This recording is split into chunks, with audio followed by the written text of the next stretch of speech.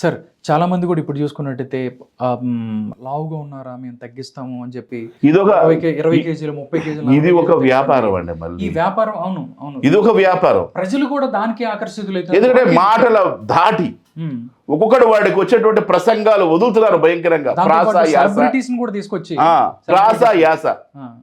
అసలు వీళ్ళెవ్వరు concern people కాదు దీనికి. వీడెవ్వడు కన్సర్న్ పర్సన్ కాదు మాట్లాడటానికి, కానీ మాట్లాడతారు. అది మన దురదృష్టకరం భారతదేశంలో.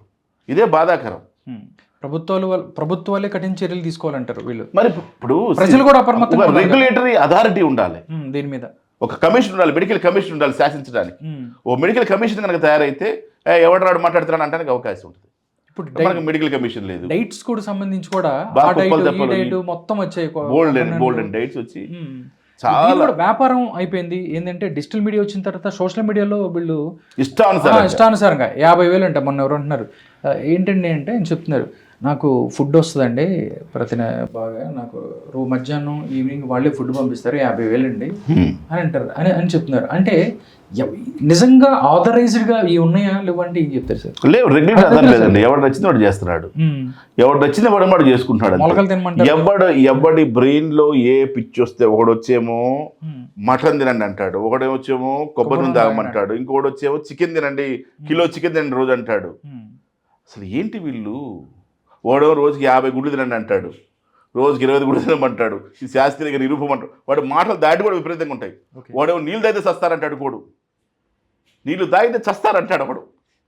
అట్లాగా ఇట్లాగా పిచ్చి పిచ్చి ప్రేలాపనలతోటి పిచ్చి జనాలు తయారయ్యారు. అంటే వీళ్ళందరూ సైకియాట్రిక్ పేషెంట్స్ అంట వీళ్ళందరూ. నేను ఓకే, వీళ్ళు మతి స్థిమితం లేని వాళ్ళు.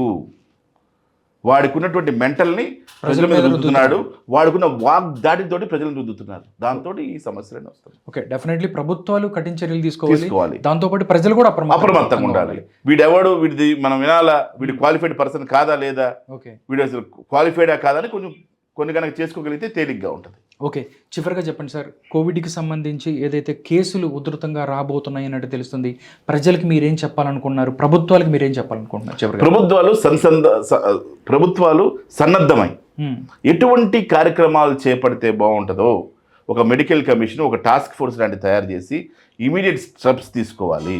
దీంట్లో కూడా మా కులపోడు కమిటీలో ఉండాలి, మా మతోడు కమిటీలో ఉండాలి, లేదా వార్డు కమిటీలో ఉండాలనే కాకుండా మంచిగా ఒక మంచి బాడీని తయారు చేసి ఎక్స్పర్ట్ కమిటీని వేసి వీళ్ళందరూ ఏం చేస్తారంటే మళ్ళీ డబ్బున్నోడిని, మా హాస్పిటల్లో పనిచేసేవాడిని మా దగ్గర ఇలా ఒక కమిటీలు తయారు చేస్తారు. అలా కాకుండా నిష్పక్షపాతంగా మంచి కమిటీ, దాంట్లో ఒక జడ్జి గారిని, ఒక డాక్టర్, 4 డాక్టర్లను వేసి ఒక ప్రాపర్ డెసిషన్స్ రాష్ట్రానికి సంబంధించి మనం ఏ విధంగా కట్టుబాట్లు తీసుకోవాలి, ఎటువంటి చర్యలు తీసుకోవాలి, ఎంత బెటర్ ఇతర రాష్ట్రాల కంటే మనం ఎంత బెటర్గా పనిచేయాలి రాష్ట్రపరంగా, అలాగే దేశపరంగా అంతర్జాతీయంగా ఎలా ఫాలో అవుతున్నారు, మన రాష్ట్రపరంగా మనం ఎలా ఫాలో అవ్వాలి, దేశంలో ఎలా ఫాలో అవ్వాలి, భారతదేశానికి పైన ఉన్నటువంటి వాళ్ళు ఏ విధంగా చర్యలు తీసుకోవాలి హెల్త్ని, అలాగే state health matter, health is under the state కాబట్టి స్టేట్ హెల్త్ మ్యాటర్ కాబట్టి ఈ హెల్త్ మ్యాటర్ని స్టేట్ ఏ విధంగా తీసుకోవాలి అని వాళ్ళు కూడా డెసిషన్ తీసుకొని ప్రాపర్ కమ్యూనికేషన్స్ తోటి ప్రజలను ఎప్పటికప్పుడు సన్నద్ధం చేస్తూ ఏ విధంగా జరుగుతుంది, ఏ విధంగా కేసులు, దాని మీద ఒక డేగ కన్ను వేసి గమనించుకుంటూ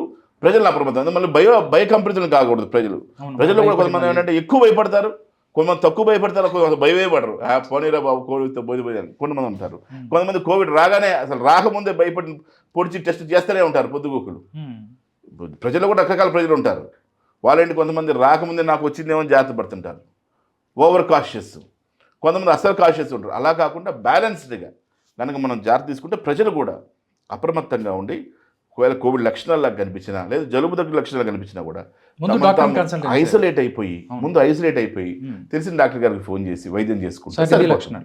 ఈజీగా అండి. కోవిడ్ కూడా పెద్ద భయంకరంగా భయపడాల్సిన అవసరం లేదు. బోల్డ్ కేసులు హ్యాండిల్ చేసాం. ఇప్పుడు ఉన్న వేరియంట్ మనకి నెంబర్ ఆఫ్ కేసెస్ని బట్టి మనం డిసైడ్ చేసుకుంటాం అసలు ఏంటి దాంట్లో అని తెలుస్తుంది మనకి. ఇంతవరకు వాటి లక్షణాలు వస్తున్నాయి కాబట్టి మనకు కనపడట్లా. ఇంకా అవి పెద్దగా డెత్లు చేసినట్టుగా మోర్టాలిటీ ఉన్నట్టు కూడా మనకు కనపడట్లా. అంటే డెత్ కేసు నెంబర్ కూడా పెద్దగా ఏం లేదు. పోయిన ఇద్దరు కూడా డెత్స్ లేవు. 1-2 డెత్స్ అయినా కూడా వాళ్ళకి ఆల్రెడీ ఇమ్యూన్ కండిషన్స్, వాళ్ళ ఏజ్ ఫ్యాక్టర్ ఉంది, 70 ఏళ్ళు క్యాన్సర్ పేషెంట్ అట్లా పోయారు. 70 ఏళ్ళు క్యాన్సర్ పేషెంట్ అంటే మామూలుగా పోతారు, జనరల్ అది.